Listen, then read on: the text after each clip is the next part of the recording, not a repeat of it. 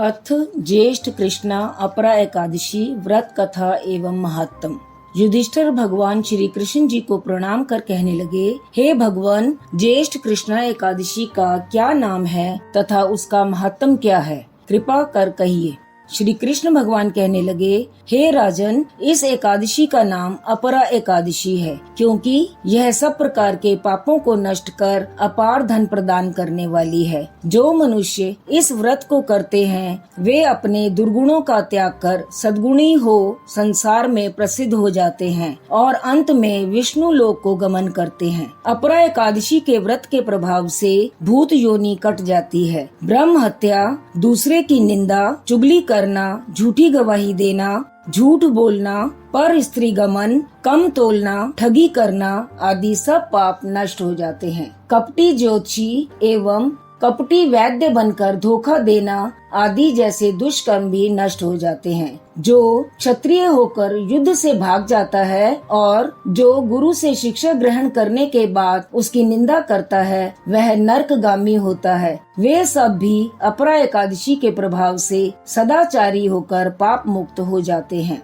जो फल पुष्कर में अथवा कार्तिक पूर्णिमा में स्नान करने से या गंगा तट पर पितरों को पिंड दान करने से प्राप्त होता है, वही फल अपरा एकादशी का व्रत करने से प्राप्त होता है।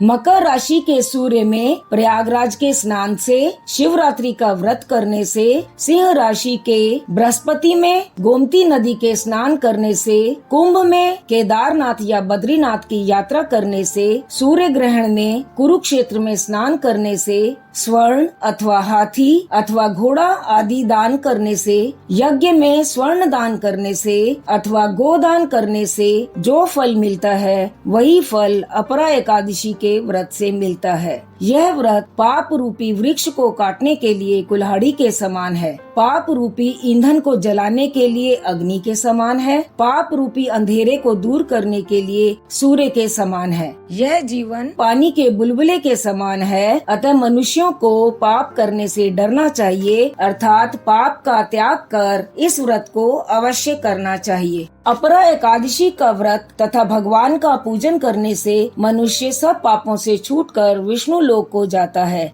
हे राजन, यह अपरा एकादशी की कथा एवं महात्म मैंने लोक हित के लिए कहा है। इसके पढ़ने अथवा सुनने से मनुष्य सब पापों से छूट जाता है। इति श्री अपरा एकादशी व्रत कथा एवं महात्म संपूर्ण। विष्णु भगवान की जय।